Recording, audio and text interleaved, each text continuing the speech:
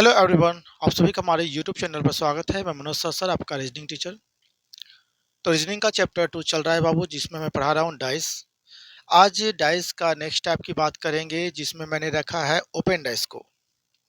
ठीक है, तो सबसे पहले हम हेडिंग देंगे ओपन डाइस।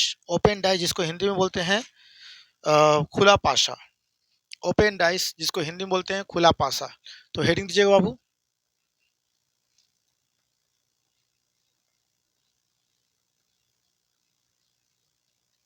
ओपन डाइस खुला पासा। खुला पासा।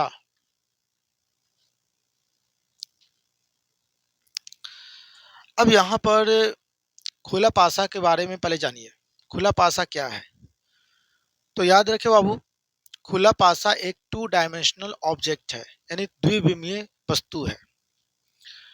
लेकिन अगर आपसे पूछेगा कि ओपन डाइस किसे कहते हैं, तो क्या बताइएगा? तो याद रखिएगा, जब हम 3D ऑब्जेक्ट को, है ना, 3D ऑब्जेक्ट मतलब 3D ऑब्जेक्ट कौन कौन है? क्यूब और क्यूबॉइड है, और डाइस क्यूब का ही एग्जाम्पल है। और 3D ऑब्जेक्ट किसे कहते हैं? जिसकी लंबाई, चौड़ाई और ऊंचाई हो, वैसे ऑब्जेक्ट को हम 3D ऑब्जेक्ट कहते हैं। तो ये आप जो देख रहे हैं, ये है आपका क्यूब।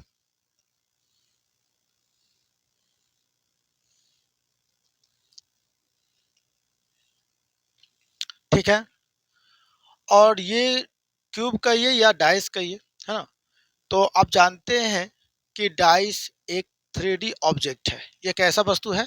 3D ऑब्जेक्ट है। तो ये है आपका 3D ऑब्जेक्ट। 3D ऑब्जेक्ट किसे कहते हैं? त्रिविमीय या त्रिआयामी या 3 डायमेंशनल ऑब्जेक्ट किसे कहते हैं? तो वैसा वस्तु जिसकी लंबाई, चौड़ाई और ऊंचाई हो, वैसे वस्तु को हम 3 डायमेंशनल ऑब्जेक्ट या त्रिविमीय वस्तु कहते हैं। ठीक, तो ये देखिए, इसका लेंथ यानी लंबाई है, इसका ब्रेथ यानी कि चौड़ाई है, और इसका एच यानी कि हाइट, है ना। तो वैसा वस्तु जिसकी लंबाई, चौड़ाई और ऊंचाई हो, वैसे वस्तु को हम 3 डायमेंशनल ऑब्जेक्ट या त्रिविमीय वस्तु या त्रिआयामी वस्तु कहते हैं।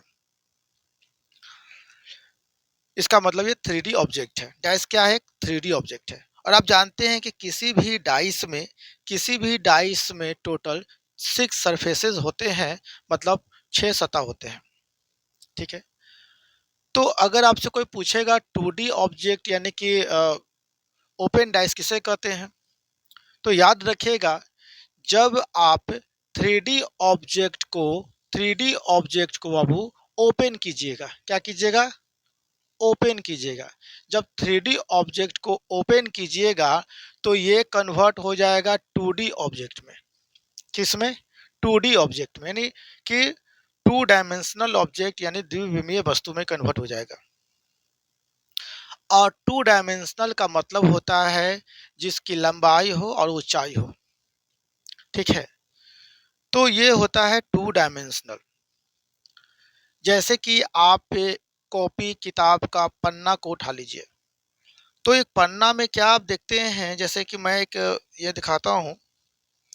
ये है पन्ना, पेज का पन्ना, जिसमें लंबाई भी है, चौड़ाई भी है, लेकिन इसकी सॉरी लंबाई और ऊंचाई है, लेकिन इसकी चौड़ाई देखिए तो चौड़ाई इसकी नगण्य के बराबर है ना। देखिए, आप बढ़िया से देख पा रहे होंगे। हाँ, तो देखो यहाँ पर जैसे कि चौड़ाई तो होती ही है, लेकिन 0 के बराबर होती है, मतलब न के बराबर होती है ना। तो याद रखिएगा, 2D का मतलब हो गया कि जिसकी क्या हो? लंबाई हो और ऊंचाई हो, इसमें चौड़ाई नहीं हो, तो उसे हम 2D ऑब्जेक्ट कहते हैं। जैसे आप पेपर शीट देख लीजिए, तो पेपर शीट देखेगा बाबू, तो पेपर शीट देखोगे तो इसमें क्या है? ये लंबाई है और ये ऊंचाई है, लेकिन इसमें चौड़ाई नहीं होगी। तो याद रखिएगा कि कभी भी आपसे अगर पूछेगा कि 2D ऑब्जेक्ट यानी कि टू डायमेंशनल ऑब्जेक्ट किसे कहते हैं, तो बोलिएगा कि वैसा वस्तु जिसकी लंबाई और ऊंचाई हो, है ना, वैसे वस्तु को हम 2D ऑब्जेक्ट कहते हैं। 3D ऑब्जेक्ट बोलिएगा वैसा वस्तु जिसकी लंबाई, ऊंचाई और चौड़ाई हो। ठीक है, तो जब हम 3D ऑब्जेक्ट को ओपन करते हैं बाबू, तो वो 2D ऑब्जेक्ट में कन्वर्ट हो जाता है, जिसे हम ओपन डाइस कहते हैं। जब आप 3D ऑब्जेक्ट को ओपन कीजिएगा तो वो 2D ऑब्जेक्ट में कन्वर्ट हो जाएगा, जिसे हम ओपन कहते हैं। क्या कहते हैं? ओपन। डाइस को ओपन कर रहे हैं तो ओपन डाइस कहलाएगा। किसको ओपन कर रहे हैं? डाइस को। तो डाइस ओपन डाइस कहलाएगा। ठीक है, तो आपने देखा कि ओपन डाइस एक टू डायमेंशनल ऑब्जेक्ट है, यानी कि द्विविमीय वस्तु है। लेकिन इसे परिभाषित कैसे कीजिएगा, डेफिनेशन कैसे दीजिएगा? तो सबसे पहले आप क्या करोगे, नोट लिखोगे, है ना, ओपन डाइस लिख करके डैश दीजिए, ओपन डाइस लिख करके डैश दीजिए, और पहले हम उसके डेफिनेशन को लिखेंगे, उसके बाद हम उसके सारे कंसेप्ट को समझते हैं। तो लिखिएगा, अ dice is a 3D object. A dice is a 3D object. Dice कैसा ऑब्जेक्ट है? 3D ऑब्जेक्ट है। फुल स्टॉप दीजिए। उसके बाद लिखिएगा, when we open this 3D dice, when open this 3D dice, जब मैं इस 3D डाइस को ओपन करता हूं, and spread it flat like a 2D shape, जब मैं इसे ओपन करता हूं तो ये किस रूप में आ जाता है? ये फैल जाता है 2D आकार में, है ना। तो यहां पर मैंने बोला कि when we open this 3D dice and spread it flat like a 2D shape, comma दीजिएगा, it is called an open dice. It is called an open dice. मिला लीजिए, a dice is a 3D object, full stop, when we open this 3D dice and spread it flat, spread spread, spread it flat, flat, flat, like a 2D shape, comma, it is called an open dice। Hindi में लिख लीजिएगा बाबू, पासा एक 3D वस्तु होता है। पासा कैसा वस्तु होता है? 3D वस्तु होता है। जब हम 3D पासा को खोलकर उसे कागज जैसी 2D सपाट आकार में बना देते हैं। सपाट मतलब चिपटा, है ना, सपाट आकार में बना देते हैं, तो उसे खुला पासा कहते हैं। मिला लीजिएगा, पासा एक 3D वस्तु है। जब हम 3D पासा को खोलकर उसे कागज जैसी 2D सपाट आकार में बना देते हैं, तो उसे खुला पासा कहते हैं। यहाँ तो कोई दिक्कत? अब थोड़ा समझते हैं। तो यहाँ पर आपने देखा कि पासा क्या है? एक 3D ऑब्जेक्ट है। 3D मतलब जिसकी लंबाई, चौड़ाई और ऊंचाई होती है। जब मैंने इसको ओपन किया तो ये कन्वर्ट हो गया 2D में।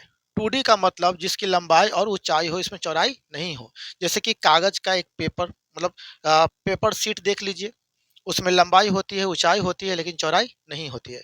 और अगर होती भी है तो इतना कम होती है जिसे हम जीरो मानते हैं। ठीक है, तो इसे हम ओपन फॉर्म में रखे हैं, और ये क्या है? Open dice. अगर डाइस को ओपन कर रहे हैं तो ओपन डाइस ही कहलाएगा। तो इसको उतार लीजिए, तो फिर हम आगे बढ़ते हैं। अब एक चीज याद रखिएगा बाबू, कि जब आप 3D ऑब्जेक्ट को यानी कि डाइस को ओपन कीजिएगा, जब आप डाइस को ओपन कीजिएगा तो ये कई तरह के फॉर्म में आपके सामने दिखेगा, मतलब कई तरह का रूप में आपको दिखेगा। तो एक चीज नोट लिख लीजिए, तो मैं समझाऊंगा आपको। ठीक है, पहले नोट लिख लीजिए, उसके बाद मैं आपको समझाऊंगा तो अच्छे से समझ में आएगा। पहले लिख लीजिए, लिखिएगा, in open dice, in open dice comma, the opposite surface is, the opposite surface is always on the alternate surface, on the alternate surface.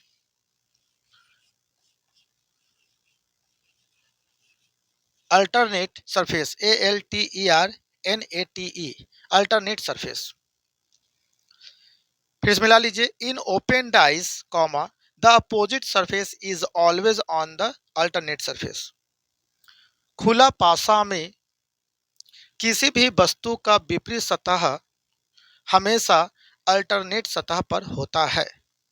खुला पासा में किसी भी वस्तु का विपरीत सतह हमेशा अल्टरनेट सतह पर होता है। अब देखिए यहां पर, जब आप डाइस डाइस मतलब 3D ऑब्जेक्ट को ओपन कीजिएगा बाबू, तो ये कई फॉर्म में आपके सामने आएगा। फॉर्म मतलब रूप, कई रूप में आएंगे। जैसे दुर्गा माँ कई रूप में आते हैं आपके सामने, तो उसी तरह से यहाँ डाइस भी कई रूप में आपके सामने दिखेंगे। तो हम एक एक करके उसके अलग अलग फॉर्म को हम जानते हैं। सबसे पहले एक चीज याद रखिएगा कि किसी भी डाइस में टोटल 6 सतह होते हैं। कितने सतह होते हैं? 6 सतह होते हैं। तो इसको ओपन कीजिएगा तो इसके 6 सतह ही आपको दिखेंगे 2D फॉर्म में। तो चलिए हम इस डाइस को, यानी समझिए कि यही है आपका मेन डाइस, यही है आपका मेन डाइस जिसको मैं ओपन करूंगा। यही है 3D ऑब्जेक्ट जिसको मैं ओपन करूंगा, और ये ओपन कर होने पर कई रूप में दिखेंगे। तो पहला इसका फॉर्म यानी फिगर 1 को हम देखते हैं। फिगर 1 को देखते हैं कि ये कैसा दिखेगा। तो मैंने फिगर 1 रखा है, ऐसा नहीं है कि फिगर 1 यही होगा, कोई और भी हो सकता है। मैं बस कहना चाह रहा हूँ कि इसको ओपन करूंगा तो कई फॉर्म में दिखेंगे। तो जब मैं आपको एक रूप दिखा रहा हूँ इसका, देखिए, तो जब मैंने इस 3D ऑब्जेक्ट को 2D ऑब्जेक्ट में कन्वर्ट किया बाबू, तो वो इस फॉर्म में भी आपके सामने दिख सकते हैं।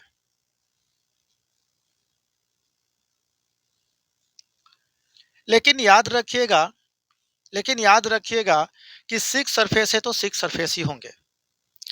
इसमें टोटल 6 सतह है, तो ओपन होने के बाद 6 सतह ही दिखेंगे। देखिए 1 2 3 4 5 6। अब इसके सभी सतह पर अगर आप A to F यानी कि लेटर का यूज करोगे तो ओपन होने पर ही लेटर दिखेंगे। डिजिट रखोगे तो डिजिट दिखेंगे, सिंबल रखोगे तो सिंबल दिखेंगे, वर्ड रखोगे तो वर्ड दिखेंगे, है ना? पॉइंट रखोगे तो पॉइंट दिखेंगे। सिंपल सा लॉजिक है। अब यहाँ पर बाबू मान के चलिए मैंने इस डाइस पर 1 2 3 4 5 6 डिजिट को रखा, तो ये ओपन होने के बाद डिजिट होंगे। तो चलिए मान के चलते यहाँ पर मैंने 1 को रखा, यहाँ पर मैंने 2 को रखा, यहाँ पर मैंने 3 को रखा, यहाँ पर मैंने 5 को रखा, यहाँ 4 को, यहाँ 6 को रखा। ठीक है। अब एक चीज याद रखिएगा, मैंने आपको जस्ट अभी नोट लिखाया है। वो क्या लिखाया है कि जब डाइस को आप 2D फॉर्म में यानी ओपन करते हो तो किसी भी सतह का विपरीत सतह हमेशा अल्टरनेट दिखता है। क्या दिखता है? अल्टरनेट। अल्टरनेट का मतलब होता है बाबू, अगर किसी भी सरफेस को आप देख रहे हैं तो इसका अपोजिट सतह हमेशा बगल वाला छोड़कर अगला होगा। जैसे आप क्लास करते हो तो अल्टरनेट क्लास भी करते होगे कहीं। तो अल्टरनेट का मतलब क्या हो गया? अगर आप सोमवार को क्लास किए तो मंगलवार को छोड़कर बुधवार का क्लास होगा, है ना? अगर आप बुधवार को क्लास किए तो बृहस्पति छोड़कर शुक्रवार को होगा, यानी कि MWF में क्लास हुआ। यानी कि Monday, Tuesday, Wednesday, Thursday, Friday और सैटरडे, है ना? मंडे को क्लास किए तो बगल को छोड़कर अगला दिन क्लास होगा, फिर बगल को छोड़कर अगला दिन क्लास होगा। तो ये हो गया अल्टरनेट क्लास। ये क्या हो गया? Alternate class. अगर आप कोई TTS में कर रहे हैं तो ट्यूसडे क्लास करेंगे तो वेंसडे छोड़कर थर्सडे क्लास करेंगे, फिर थर्सडे क्लास कर रहे हैं तो फ्राइडे छोड़कर सैटरडे क्लास करेंगे। तो ये होता है अल्टरनेट। ठीक है। तो याद रखिएगा, ओपन डाइस में किसी भी सरफेस का अपोजिट सरफेस हमेशा अल्टरनेट पाया जाता है। क्या पाया जाता है? अल्टरनेट पाया जाता है। तो यहां पर बाबू एक पॉइंट और दिमाग में रख लीजिए कि हम अगर अल्टरनेट सरफेस निकालना शुरू कर रहे हैं तो जिस लाइन में सबसे ज्यादा सरफेस होगा पहले हम उसी का अपोजिट निकालेंगे। अब देखिए इस हॉरिजॉन्टल लाइन में कितना सरफेस है, तो आप देखोगे इस हॉरिजॉन्टल लाइन में 2 सरफेस है, इस हॉरिजॉन्टल लाइन में 2 सरफेस है, लेकिन इस वर्टिकल लाइन में कितना सरफेस है, 4, 1 2 3 4। तो जिस लाइन में सबसे ज्यादा सरफेस होगा पहले हम उसी का अपोजिट निकालेंगे, जिस लाइन में सबसे ज्यादा सरफेस होगा पहले हम उसी का सरफेस निकालेंगे, और अपोजिट सरफेस हमेशा अल्टरनेट मिलेगा। तो हम पहले वर्टिकल वाले के निकालते हैं क्योंकि इस लाइन में सबसे ज्यादा सरफेस मिल रहे हैं यानी सतह मिल रहे हैं। तो अगर हमसे पूछेगा कि बताइए 2 का अपोजिट क्या होगा, 2 का अपोजिट कौन सा सरफेस होगा, तो देखिए 2 का अपोजिट, और बताइए ओपन डाइस में किसी भी सरफेस का अपोजिट सरफेस अल्टरनेट होता है यानी एकांतरित होता है, यानी 2 का पूछेगा बाबू तो बगल वाला छोड़कर अगला होगा, यानी 5 होगा, यानी मंडे क्लास हुआ तो ट्यूसडे छोड़कर वेंसडे क्लास होगा। तो 2 का अपोजिट क्या होगा, बगल वाला छोड़कर अगला, तो 2 का अपोजिट क्या हो गया 5, 2 का अपोजिट क्या हो गया 5। अब 3 का अपोजिट पूछेगा तो 3 का अपोजिट बगल वाला छोड़कर अगला 4 होगा, तो 3 का अपोजिट 4 हुआ, अब 4 का अपोजिट 3 हो गया। अब बताइए 2 का 5, 5 का 2, 3 का 4, 4 का 3, तो बचा कौन 1 और बचा कौन 6, यानी कि जो बच गया वो एक दूसरे का अपोजिट हो जाएगा। सिंपल सा लॉजिक है। जब 2 का 5 आपने निकाल दिया कि 2 का अपोजिट बगल छोड़कर अगला होगा, 3 का अपोजिट बगल छोड़कर अगला होगा, तो 1 का अपोजिट, अब बताइए 1 का अपोजिट क्या बच गया, इसमें 6 बच गया, नहीं 1 का अपोजिट जो बच गया वही होगा। ठीक है, अब मैं थोड़ा आपको एग्जांपल समझाना चाहता हूँ बाबू। जैसे देखिए, समझिएगा, ये है आपका, देखिए समझिएगा यहाँ पर, ये है आपका 3D ऑब्जेक्ट। क्या है बाबू, 3D ऑब्जेक्ट है। देखिए 3D ऑब्जेक्ट है ना। तो आप देख रहे हैं कि ये एक डाइस के फॉर्म में है। तो जब मैं इस 3D ऑब्जेक्ट को बाबू, ये 3D ऑब्जेक्ट को ओपन करता हूँ, तो ओपन करूंगा तो किस फॉर्म में आ जाएगा, 2D फॉर्म में आ जाएगा। तो 3D ऑब्जेक्ट तो जान ही रहे हैं कि भाई ये लंबाई है, ये लंबाई है, ये चौड़ाई है, क्या है ऊंचाई है। और जब मैं इसे ओपन करूंगा बाबू तो ये ऐसे हो जाएगा, ऐसे हो जाएगा, ये 3D फॉर्म में हो जाएगा, मतलब 2D फॉर्म में हो जाएगा। अब यहां पर देखिए बाबू, यहां पर देखिए, देखिए यहां पर ऊपर क्या है, ऊपर ऑरेंज है, ऊपर देखिए ये ऊपर मैं रख रहा हूं, तो ये क्या है ऑरेंज, ऑरेंज ऊपर है। तो ऑरेंज का अपोजिट, यानी ऊपर अगर ऑरेंज है तो ऑरेंज का अपोजिट नीचे वाला कोई होगा, तो नीचे कौन है, देखिए ग्रीन है। तो ऊपर ऑरेंज और नीचे ग्रीन है, देखिए ये अल्टरनेट है या नहीं, है ना अल्टरनेट। देखिए ये ऊपर ऑरेंज था, नीचे ग्रीन था, तो आपने देखा कि इस डाइस में ऑरेंज का अपोजिट, ऑरेंज का अपोजिट बगल वाला छोड़कर अगला ग्रीन हुआ। अब बताइए यहां पर पिंक लेफ्ट साइड में है, पिंक क्या है लेफ्ट साइड में, तो लेफ्ट का अपोजिट बगल वाला छोड़कर अगला राइट में कौन है, ग्रीन है, मतलब इस तरह का है। अच्छा, ब्लैक का पूछेगा तो ब्लैक, देखिए ब्लैक का अपोजिट बगल वाला छोड़कर अगला, तो आप देख रहे हो बाबू कि यहाँ पर इसका अपोजिट बगल वाला छोड़कर अगला होगा, सॉरी ये पिंक है, पिंक है। तो देखिए इसका अपोजिट बगल छोड़कर अगला हो गया, ब्लैक का अपोजिट बगल छोड़कर अगला हो जाएगा, और पिंक का अपोजिट बगल छोड़कर अगला हो जाएगा। अब यहाँ पर देखिए,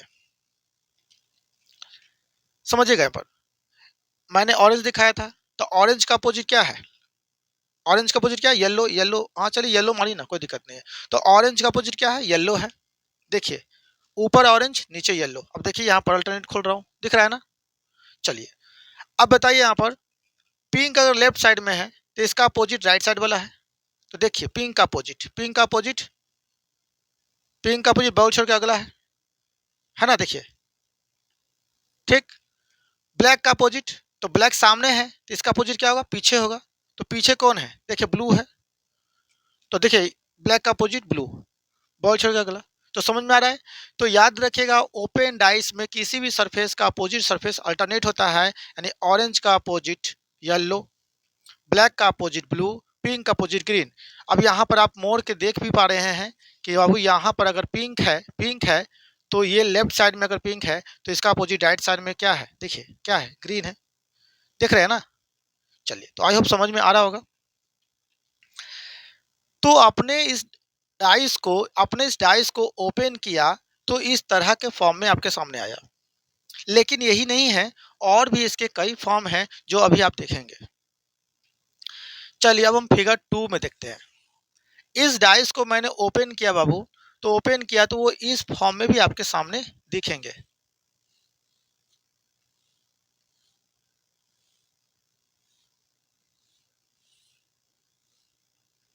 इस फॉर्म में भी देखेंगे। अगर इस पर, अगर इसके सभी सतह यानी कि 6 सतह पर A B C D E और एफ है, तो यहाँ भी क्या दिखेगा, ए टू एफ ही दिखेगा।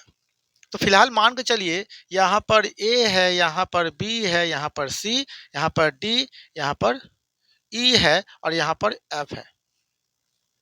ठीक, तो 1 2 3 4 5 6। ठीक है, आइए अब यहाँ पर मैंने क्या बोला था कि ओपन डाइस में किसी भी सरफेस का अपोजिट सरफेस अल्टरनेट मिलता है, यानी अल्टरनेट मौजूद होता है। तो अब हम निकालेंगे कैसे? तो हमने आपको पॉइंट बताया था कि जिस लाइन में सबसे ज्यादा सरफेस होगा पहले हम उसी का निकालेंगे। ठीक है, तो बताइए इस वर्टिकल लाइन में कितना सरफेस? तो क्या सर वर्टिकल लाइन में 2 सरफेस। इस हॉरिजॉन्टल लाइन में कितना सरफेस? 3। इस हॉरिजॉन्टल में 3। तो पहले आप हॉरिजॉन्टल वाले के निकाल लीजिए, यानी ए का अपोजिट निकालिए। तो ए का अपोजिट बगल वाला छोड़कर अगला कोई होगा, यानी अगर ऐसे कीजिए सी का अपोजिट बगल वाला छोड़कर अगला कोई होगा। तो सी का अपोजिट ए या ए का अपोजिट सी, बोलिए एक ही बात है। तो ए का अपोजिट सी, सी का अपोजिट ए। अब बताइए बी का अपोजिट बगल छोड़ के अगला कोई है? या इधर देखिए बी का अपोजिट बगल छोड़ के अगला कोई है? नहीं ना। तो बी का अपोजिट मत छोड़ दीजिए, जिसका मिल रहा है पहले उसका निकाल लीजिए, जो बच जाएगा वो एक दूसरे का अपोजिट हो जाएगा। तो बी का अपोजिट बगल छोड़ के अगला कोई नहीं है। अब डी का निकालिए। तो डी का अपोजिट बगल छोड़ के अगला कोई है? एफ है। तो सर डी का अपोजिट एफ होगा और एफ का अपोजिट डी हो जाएगा। तो जिस लाइन में बाबू सबसे ज्यादा सरफेस होगा पहले उसका निकाल लीजिएगा, फिर जो बचेगा फिर उसका निकाल लीजिएगा, बच जाएगा तो आंसर हो ही जाएगा। तो इस लाइन में हॉरिजॉन्टल लाइन में 3 सरफेस था, तो ए का अपोजिट बगल छोड़ के अगला सी।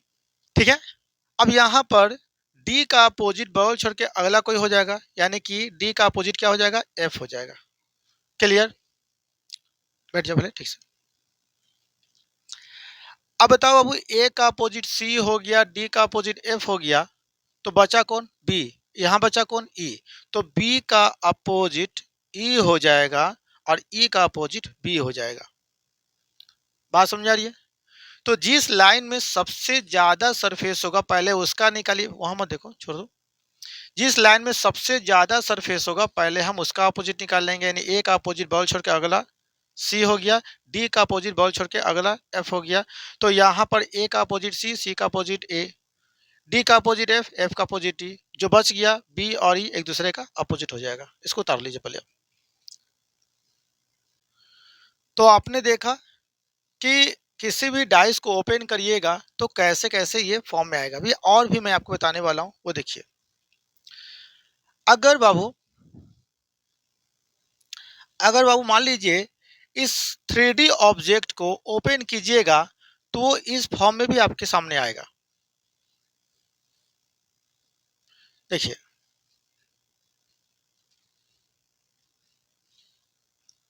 इस फॉर्म में भी आपके सामने आएगा, याद करो। तो यहां देखिए बाबू, अगर मान के चलिए इस पे अगर सिंबल है डॉलर, ट्रायंगल, धीरे धीरे धीरे धीरे बोलो, dollar, triangle, copyright, dot, percent और मान लीजिए हैशटैग है, तो चलिए इसको ओपन करिएगा तो ये तो आपको सिंबल ही दिखाएगा। तो ये डॉलर है, ये ट्रायंगल है, ये कॉपीराइट है, ये डॉट है, ये परसेंटेज है और ये हैशटैग है। अब मैंने क्या बताया था ओपन डाइस में? ओपन डाइस में मैंने बताया था कि किसी भी सरफेस का अपोजिट सरफेस हमेशा अल्टरनेट होता है, अल्टरनेट होता है। ओके, लेकिन किसी भी सरफेस का अपोजिट सरफेस निकालिएगा तो हमेशा याद रखिएगा जिस लाइन में सबसे ज्यादा सरफेस होगा पहले हम उसका अपोजिट निकालेंगे, फिर जो बच जाएगा एक दूसरे का अपोजिट हो जाएगा। तो बताइए इस लाइन में कितना, हॉरिजॉन्टल लाइन में कितना सरफेस है? 2। और इस वर्टिकल लाइन में 3, तो वर्टिकल लाइन में 3, ये वर्टिकल लाइन में बाबू 3। तो पहले हम जिसमें ज़्यादा पहले उसका निकाल लेते हैं। तो डॉलर का अपोजिट बगल वाला छोड़कर अगला यानी कॉपीराइट होगा, और डॉट का अपोजिट बगल वाला छोड़कर अगला हैशटैग होगा। तो क्लियर हो गया कि सर डॉलर का अपोजिट कॉपीराइट और कॉपीराइट का अपोजिट डॉलर हो जाएगा, डॉट का अपोजिट हैशटैग हो जाएगा और हैशटैग का अपोजिट डॉट हो जाएगा। अब बचा कौन? ट्रायंगल। याद करो, ट्रायंगल, ट्रायंगल का अपोजिट क्या हो जाएगा बाबू? तो ट्रायंगल का अपोजिट जो बच गया वो हो जाएगा यानी परसेंटेज हो जाएगा। ठीक है, चलिए, यानी इस डाइस को आपने देखा कि ओपन करने पर ऐसे भी फॉर्म में आपके सामने दिखेगा। और ध्यान ध्यान दीजिएगा, देखिए अगर मैं इस डाइस को ओपन किया तो वो इस फॉर्म में भी आपके सामने आएगा।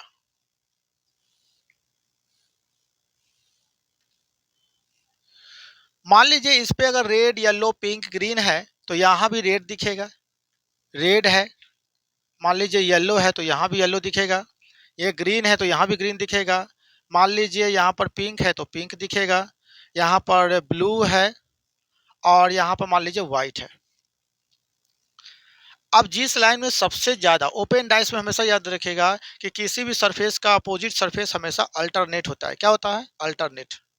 लेकिन जिस लाइन में सबसे ज्यादा सरफेस पाया जाएगा पहले हम उसी का अपोजिट निकालेंगे, जो बच जाएगा एक दूसरे का अपोजिट कहलाएगा।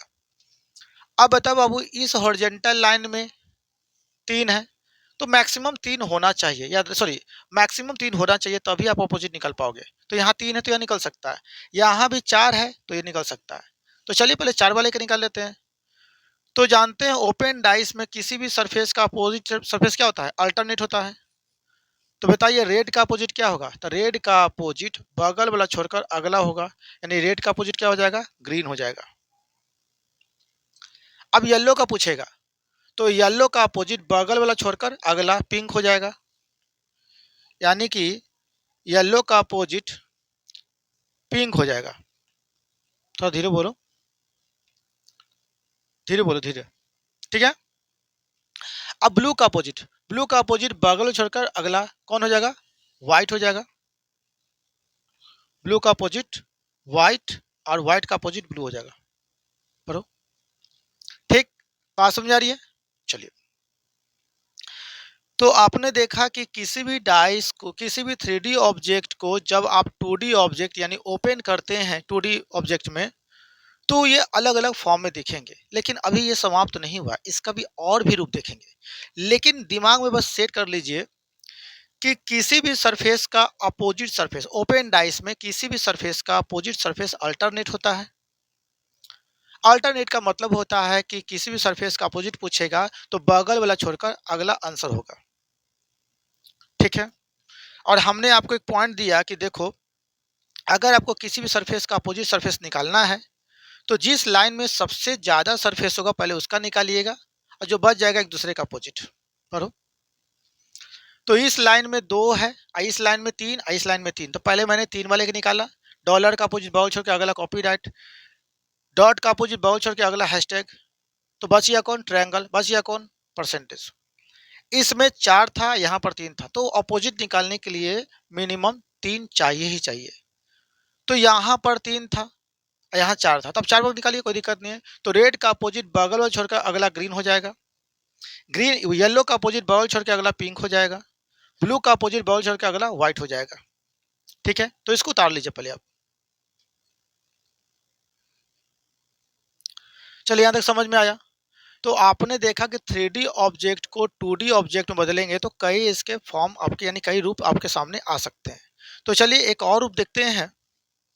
जब मैंने इस डाइस को ओपन किया बाबू, जब मैंने इस डाइस को ओपन किया तो वो इस फॉर्म में भी आपके सामने दिख सकते हैं।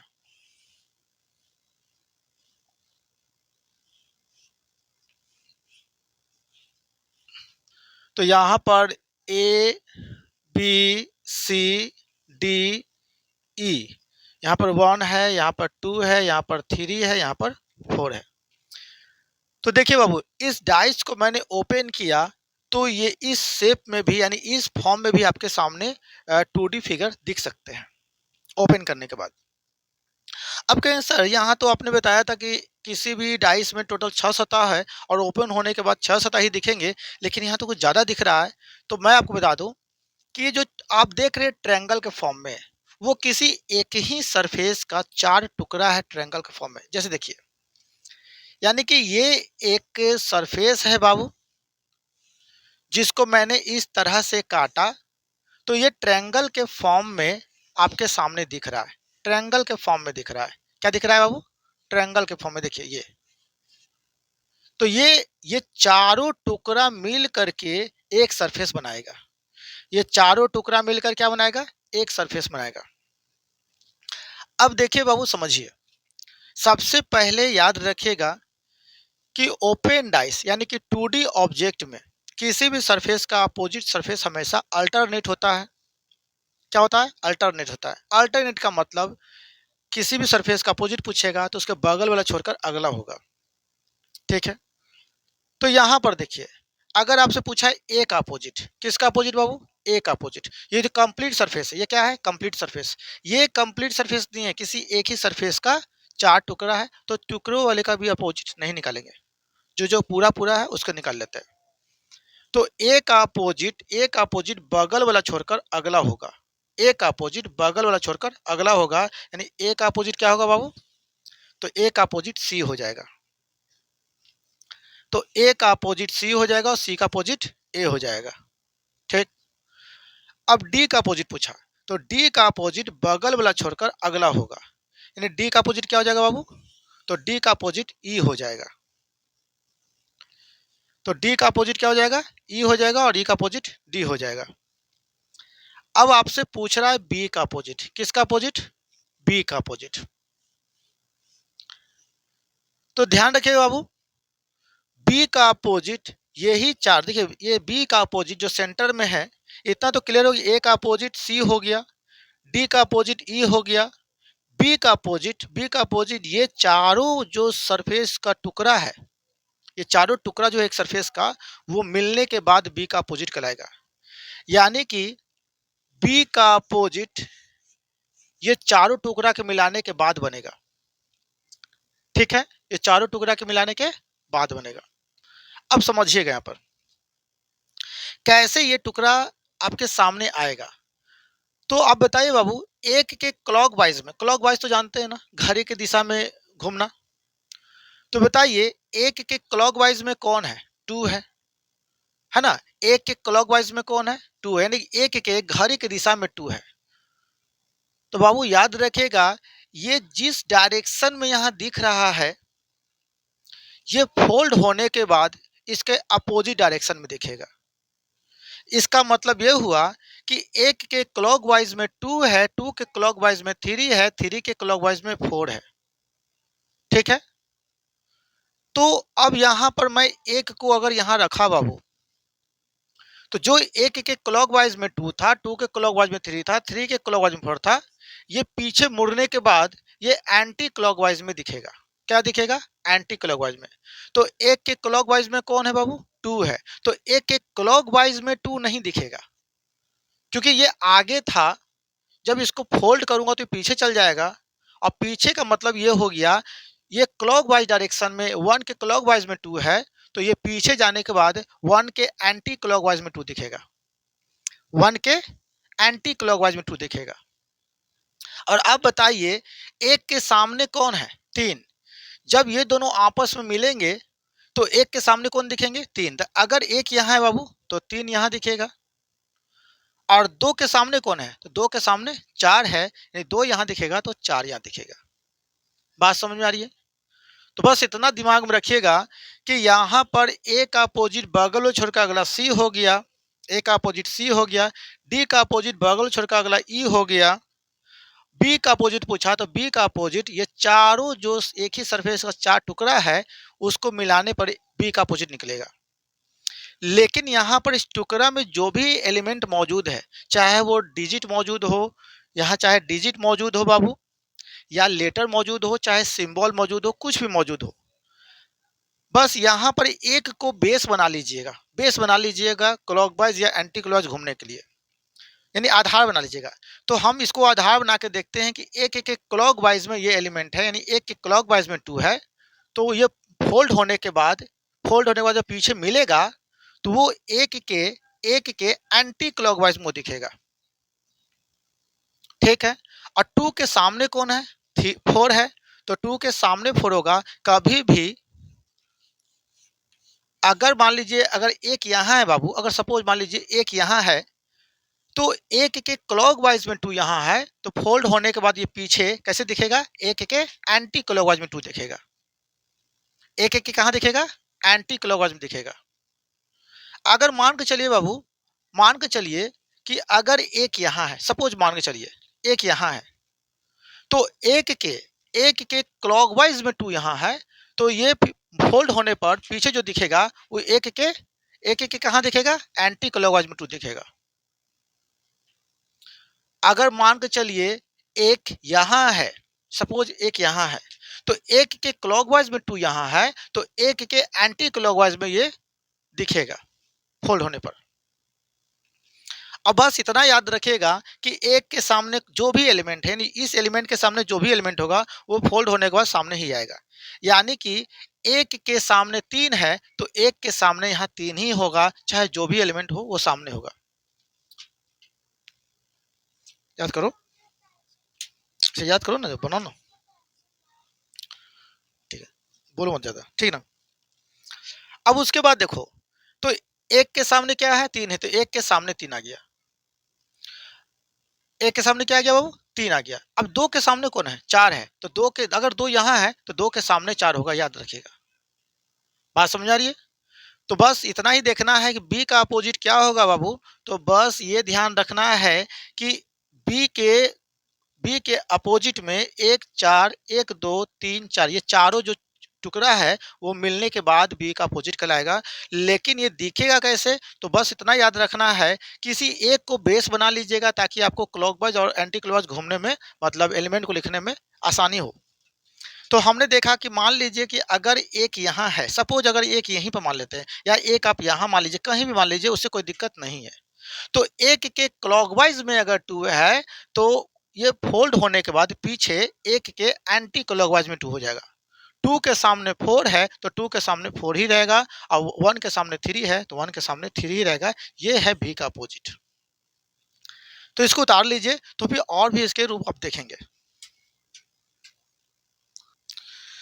तो समझ में आया आपको? चलिए, इस 3D ऑब्जेक्ट को ओपन करने के बाद देखिए और इसके कई आप रूप देखेंगे। जैसे कि मैंने आपको मैं यहाँ रूप दिखा रहा हूँ। तो मान के चलिए बाबू, इस 3D ऑब्जेक्ट को मैंने ओपन किया तो वो इस फॉर्म में आपके सामने दिख रहा है। तो मान के चलिए ये है कलरफुल, ठीक है। यहाँ पर मान के चलिए क्या है, कलरफुल रखूँ, या आप ऐसा कीजिए प्लस माइनस कर लीजिए, कोई दिक्कत नहीं है समझने के लिए। प्लस है यहाँ पर, ठीक है, यहाँ पर माइनस है, और उसके बाद यहाँ पर बाबू मान लीजिए कि एक पॉइंट है, और यहाँ पर मान के चलिए एक कलरफुल है, ये कलरफुल सरफेस है, ठीक है, रंगा हुआ है, ऐसा है। और बाकी कंप्लीट सरफेस पर 1 2 3 4 5 है, ठीक। तो देखिए बाबू, इस 3D ऑब्जेक्ट को 2D ऑब्जेक्ट में बदला तो ये इसका रूप थोड़ा चेंज हो गया, और आप देख रहे हैं कि 3D ऑब्जेक्ट को ओपन करने पर कई तरह के ये रूप ले रहा है, मतलब कई तरह के रूप में ये आपको दिख रहा है। तो इस 3D ऑब्जेक्ट को मैंने ओपन किया तो अभी भी देखिए ये एक नया रूप दिखा। अब इसमें किसका अपोजिट निकालना है? तो हमको बताए थे कि ओपन डाइस में किसी भी सरफेस का अपोजिट सरफेस अल्टरनेट होता है। तो यहाँ पर 4 का अपोजिट पूछा, किसका अपोजिट? 4 का। तो 4 का अपोजिट पूछा बाबू, तो 4 का देखिए कंप्लीट सरफेस है, ये क्या है? कंप्लीट। तो पहले कंप्लीट वाले को निकाल लेते हैं। तो 4 का अपोजिट बगल वाला छोड़कर अगला होगा, यानी 4 का अपोजिट क्या हो जाएगा बाबू? तो 4 का अपोजिट 5 हो जाएगा। तो 5 का अपोजिट 4 मतलब 4 का अपोजिट 5, तो 5 का अपोजिट 4 हो जाएगा। अब 1 का अपोजिट देखिए, ये पूरा सरफेस है, ये सरफेस का कोई टुकड़ा नहीं है, का पूरा सरफेस है। तो 1 का अपोजिट बगल वाला छोड़कर अगला 3 होगा। एक का अपोजिट क्या हो गया, एक का अपोजिट बगल वाला छोड़कर अगला यानी 3 होगा। तो एक का अपोजिट 3 हो गया और 3 का अपोजिट 1 हो गया, कोई दिक्कत नहीं। तो देखिए 4 का अपोजिट बगल वाला छोड़कर अगला हो गया 5, एक का अपोजिट बगल छोड़ के अगला हो गया 3। अब यहां पर पूछ दिया 2 का अपोजिट क्या होगा। तो ये देखिए बाबू, ये छोटा छोटा जो स्क्वायर दिख रहा है ना, पढ़ाई करो पढ़ाई करो, ये छोटा छोटा जो स्क्वायर दिख रहा है ना, वो एक ही सरफेस का ये 4 टुकड़ा है। एक ही सरफेस का क्या है, ये 4 टुकड़ा। मतलब ये चारों टुकड़ा मिल करके 2 का अपोजिट बताएगा। ये चारों टुकड़ा मिल करके 2 का अपोजिट बताएगा। तो ये देखिए, इसी में से एक टुकड़ा आपको ऊपर नीचे कहीं भी दिख रहा है, यही है छोटा छोटा टुकड़ा। ये सब एक ही सरफेस का ये क्या है, छोटा छोटा टुकड़ा यहाँ दिखा है। ठीक है। अब यहाँ देखिए, मैंने आपको क्या बोला था, मैंने आपको बोला था कि ये जो टुकड़ा है, ये पीछे जाकर जब मिलेगा ना, तो ये क्लॉकवाइज में है, तो पीछे क्या हो जाएगा, एंटी क्लॉकवाइज में हो जाएगा। लेकिन क्लॉकवाइज और एंटी क्लॉकवाइज हम बताएंगे कैसे, किसी एक को बेस लेके घूमेंगे तब ना।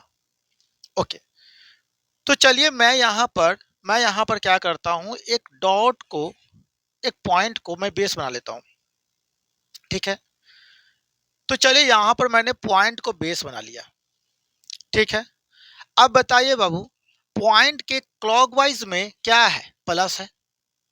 पॉइंट के क्लॉकवाइज में क्या है, प्लस है। तो बताइए, इसमें पॉइंट के क्लॉकवाइज में मैंने देखा, इस पॉइंट के क्लॉकवाइज में देखा तो प्लस दिखा, पॉइंट के क्लॉकवाइज में क्या दिखा, प्लस दिखा। तो बताइए, ये पीछे मुड़ने के बाद ये किस डायरेक्शन में होगा, क्या क्लॉकवाइज में ही होगा, नहीं ना।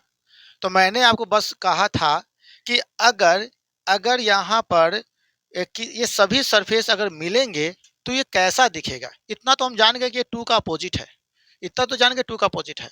तो अब यहाँ पर पॉइंट को बेस बनाकर मैंने देखा, तो पॉइंट के क्लॉकवाइज में प्लस है, तो ये पीछे मुड़ने के बाद ये क्या हो जाएगा, पॉइंट के एंटी क्लॉकवाइज में हो जाएगा। क्या हो जाएगा, एंटी क्लॉकवाइज। यानी कि इस बिंदु से ये क्लॉकवाइज में प्लस है, तो पीछे मुड़ने के बाद बिंदु से क्या हो जाएगा, बिंदु से क्या हो जाएगा, एंटी क्लॉकवाइज में हो जाएगा, प्लस। यहाँ बात समझ में आ रही है। तो जो आप यहाँ पर क्लॉकवाइज में देख रहे हो, बिंदु के क्लॉकवाइज में प्लस देख रहे हो, तो बिंदु कहीं भी रहेगा, ये बिंदु कहीं भी रहेगा बाबू। तो यहाँ बिंदु के क्लॉकवाइज में प्लस है, तो पीछे जाने के बाद ये बिंदु के एंटी क्लॉकवाइज में प्लस दिखेगा। बस दिमाग में ये सेट कर लीजिए। अगर मान कर चलिए कि बिंदु अगर यहां दिख रहा है, तो बिंदु के क्लॉकवाइज में प्लस है, तो बिंदु के एंटी क्लॉकवाइज में प्लस दिखेगा, बिंदु के एंटी क्लॉकवाइज में प्लस दिखेगा। अगर मान कर चलिए किसी फिगर में बिंदु यहां दिख रहा है, तो बिंदु के क्लॉकवाइज में प्लस है, तो बिंदु के एंटी क्लॉकवाइज में प्लस दिखेगा। ठीक। अब बताइए, प्लस के सामने देखिए यहाँ कुछ है, नहीं है। प्लस के सामने देखिए यहाँ पर कुछ नहीं है, उसके इधर में है, यानी उसके बाएं साइड में माइनस है। तो प्लस के सामने कोई नहीं होगा, उसके बगल में होगा माइनस। प्लस के क्या हुआ, ठीक से बनाओ। देखो, प्लस के सामने देखिए, ये देखिए प्लस के सामने कोई यहाँ है नहीं ना, उसके बगल में है। तो प्लस के सामने कोई नहीं होगा, उसके बगल में माइनस होगा। अब बताइए, 4 छोटे छोटे जो जगह था उसमें सब भर गया, तो बचा क्या, एक कलरफुल। तो यहाँ देखिए, इस बिंदु के सामने कोई है, बताइए तो। इस बिंदु के ठीक से बैठो, बिंदु के सामने कोई है नहीं ना, उसके नीचे में है, मतलब उसके बगल में है। तो देखिए, बिंदु के सामने कोई है नहीं ना, मतलब यहाँ पर बिंदु के सामने ये कलरफुल क्या है, बिंदु के सामने तो नहीं है, उसके नीचे है। तो उसी तरह से बिंदु के सामने नहीं, उसके नीचे होगा कलरफुल। ट्राई करो।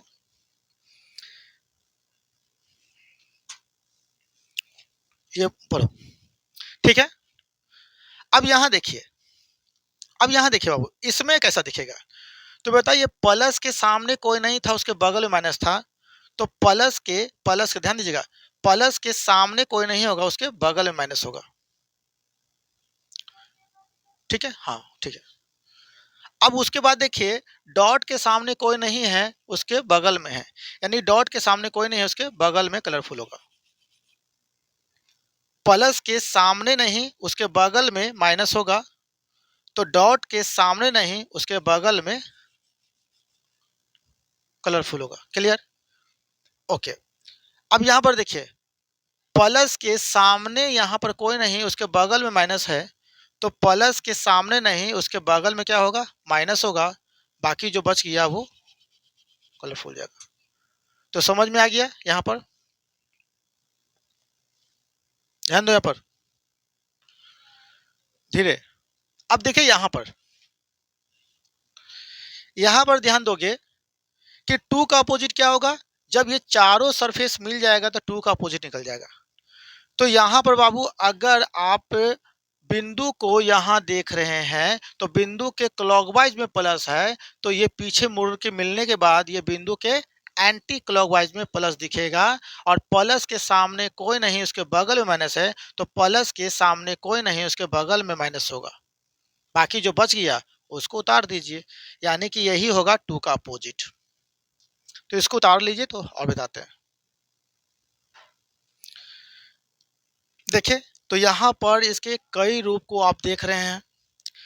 चलिए फिर मैं देखता हूं कि इस 3D ऑब्जेक्ट यानी इस डाइस को जब ओपन करूंगा तो और कैसे फॉर्म में ये आपके सामने आएगा। तो देखिए बाबू, इस 3D ऑब्जेक्ट को मैंने 2D ऑब्जेक्ट यानी मैंने इसको ओपन किया तो आपके सामने इस फॉर्म में भी आपके सामने दिखेगा।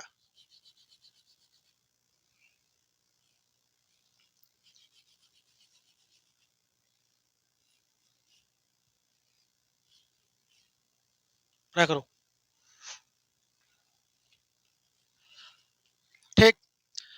तो आपको समझ में आ गया होगा कि ये छोटा छोटा जो टुकड़ा है वो चारों मिलने के बाद एक सरफेस बनाएगा। ये तो पता चल गया।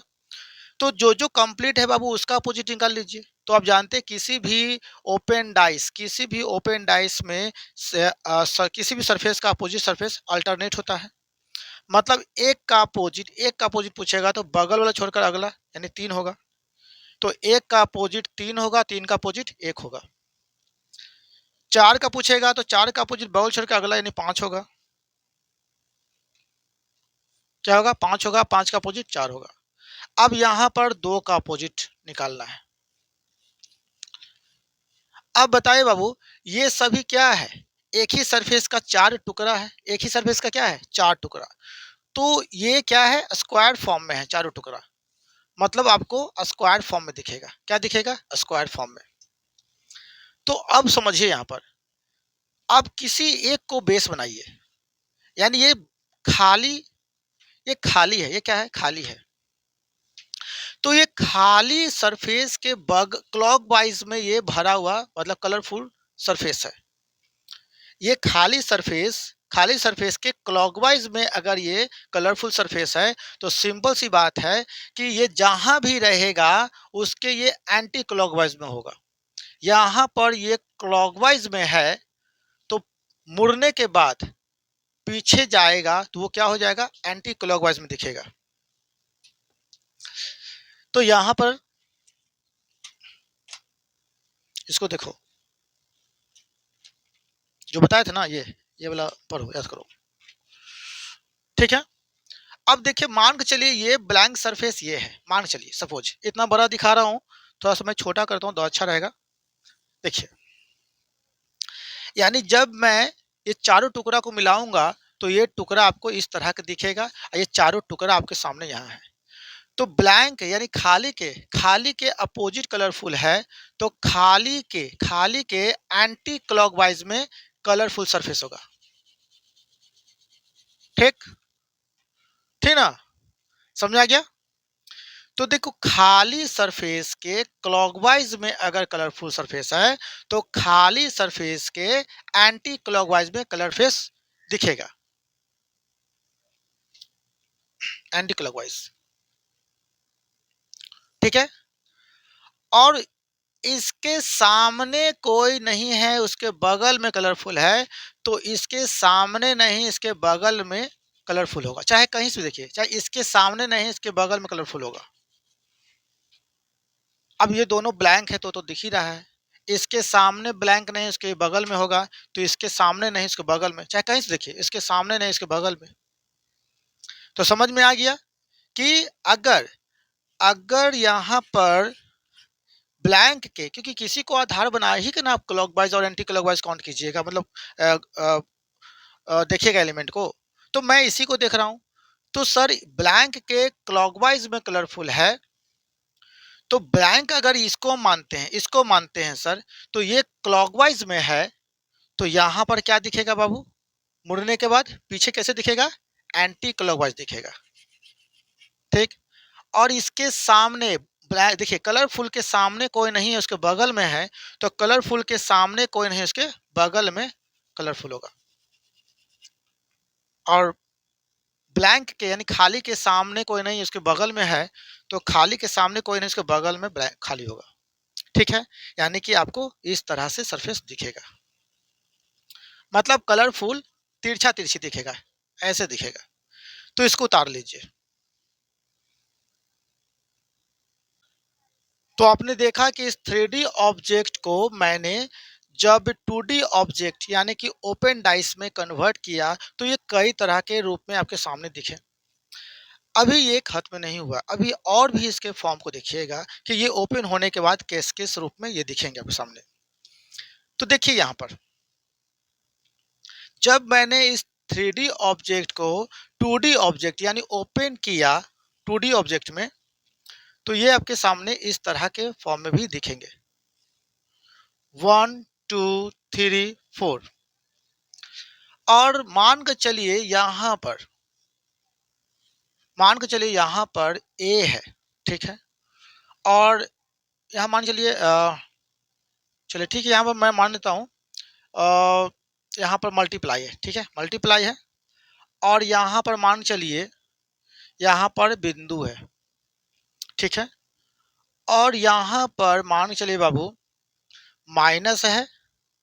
और यहाँ पर मान के चलिए बाबू कि सर्कल है। ठीक है।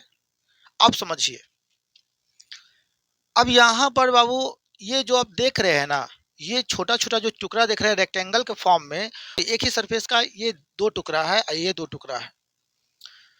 ये देखिए यहाँ पर समझिएगा, ये पूरी तरह से इस लाइन में 4 गो सरफेस है। तो पहले हम निकाल लेते हैं, क्योंकि हम जानते हैं कि ओपन डाइस में जिस लाइन में सबसे ज्यादा सरफेस होगा पहले हम उसका निकालेंगे, और अपोजिट सरफेस अल्टरनेट होता है। तो यहाँ पर एक का अपोजिट, ये सब कंप्लीट है, ये सब क्या है, कंप्लीट है, ये टुकड़ा नहीं है, ये कंप्लीट सरफेस है। तो एक का अपोजिट बगल वाला छोड़कर अगला होगा, यानी एक का अपोजिट क्या हो जाएगा बाबू, तो एक का अपोजिट 3 हो जाएगा। तो एक का अपोजिट सर 3 हो जाएगा और 3 का अपोजिट 1 हो जाएगा। 2 का अपोजिट बगल वाला छोड़कर अगला यानी 4 हो जाएगा। तो 2 का अपोजिट क्या हो जाएगा बाबू, तो 4 हो जाएगा, 4 का अपोजिट 2 हो जाएगा। अब याद रखिएगा, ये लेफ्ट साइड में ये जो दो टुकड़ा दिख रहा है ना रेक्टेंगल के फॉर्म में, लेफ्ट साइड में, ये लेफ्ट साइड के दोनों टुकड़ा को मिलाइएगा तो एक सरफेस बन जाएगा, ये लेफ्ट साइड वाला है। और राइट साइड वाले को यानी दाएं तरफ वाले जो दो टुकड़ा दिख रहा है रेक्टेंगल के फॉर्म में, इसको मिलाइएगा तो ये एक सरफेस बन जाएगा, और ये दोनों एक दूसरे का अपोजिट होगा। पढ़ो पढ़ो, और इसी को पढ़ो ना जो पढ़ रहा था। ठीक है।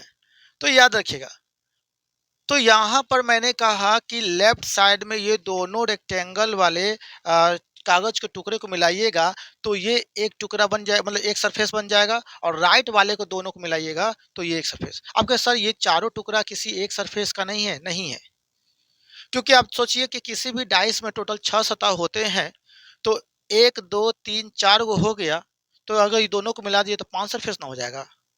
होता कितना है 6 सतह। इसका मतलब ये दोनों को मिलाएंगे तो एक सतह हो जाएगा, तो पांचवा सतह, और एक सतह को इसको मिलाइएगा, ये दोनों को मिलाइएगा तो एक सतह यानी छठा सतह। ये टोटल 6 सतह होते हैं। तो लेफ्ट सरफेस का अपोजिट क्या हो जाएगा, राइट, राइट सरफेस का अपोजिट लेफ्ट। अब मैं इसमें थोड़ा कंसेप्ट जो दे रहा हूं समझिएगा। आप ये देखिए कि ये जो आप वन देख रहे हैं ना, ये वन के बेस पर मल्टीप्लाई है। क्या है, वन के बेस पर मल्टीप्लाई है। ये जो आप देख रहे हैं ये बेस है, ये क्या है, बेस है, आधार है। देखिए थ्री के बेस पर कौन है, पॉइंट है, यानी थ्री के ये बेस पर पॉइंट है। तो याद रखिएगा कि ये वन के बेस पर क्रॉस है और थ्री के बेस पर ये पॉइंट है। तो बाबू हमेशा याद रखिएगा कि जब मैं इसको फोल्ड करूंगा, जब मैं उसको फोल्ड करूंगा तो जिसके बेस पर ये मौजूद है, वन के बेस पर क्रॉस है, तो वन के बेस पर क्रॉस दिखेगा। क्रॉस अगर देखिए जिसके बेस पर है, बताइए ये जो आप देख रहे हैं ये बेस है, तो इस बेस पर कौन है, तो ये बेस पर क्रॉस है। क्या है, क्रॉस है। किसके बेस पर है, वन के बेस पर। तो वन के बेस पे है ना बाबू, तो ये वन के बेस पे ही दिखेगा। क्या दिखेगा, वन के बेस पे ही दिखेगा। क्या दिखेगा, वन के बेस पर ही दिखेगा। तो ये बेस वाला हमेशा याद रखिएगा हॉरिजॉन्टल फॉर्म में होगा। हॉरिजॉन्टल का मतलब होता है क्षैतिज तरीके से होगा, यानी ऐसे होगा। बेस वाला हमेशा कैसे दिखेगा, हॉरिजॉन्टल फॉर्म में, हॉरिजॉन्टल फॉर्म में होगा, मतलब क्षैतिज स्थिति में ऐसे दिखेगा। ये वर्टिकल हो गया, ये क्षैतिज हो गया। तो एक के बेस पर ये क्रॉस है, तो एक अगर दिख रहा है तो एक के बेस पर ही ये क्रॉस दिखेगा, और बाकी इस ऊपर वाला सतह को ये भरेगा। राइट साइड वाले, ये राइट साइड वाला है तो ये यहां पर आ जाएगा। वन के बेस पर अगर क्रॉस है तो वन के बेस पे ही क्रॉस रहेगा, और खाली जगह को ये दाएं साइड वाला जो जो टुकड़ा है वो यहां भर देगा। ठीक। और अगर अगर हम बात करते थ्री की, तो थ्री के बेस पर, थ्री के बेस पर ये बिंदु वाला सरफेस है, थ्री के बेस पर ये बिंदु वाला सरफेस है, तो थ्री के बेस पर ही ये बिंदु वाला सरफेस दिखेगा। तो बताइए राइट साइड में बचा कौन, ऊपर वाला, यानी इसको ये भर देगा, क्रॉस भर देगा इसको। तो वन के बेस पर क्रॉस था तो वन के बेस पे क्रॉस दिखेगा, थ्री के बेस पर पॉइंट था तो थ्री के बेस पर पॉइंट दिखेगा, बाकी जो खाली जगह बच गया वो राइट साइड वाला जो बच गया वो भर देगा। अब ध्यान दीजिएगा, अगर ये साइड वाला हॉरिजॉन्टल में अगर आ जाएगा, बेस वाला अगर हॉरिजॉन्टल में आ जाएगा तो ये आ जाएगा वर्टिकल में। क्या आ जाएगा, वर्टिकल में।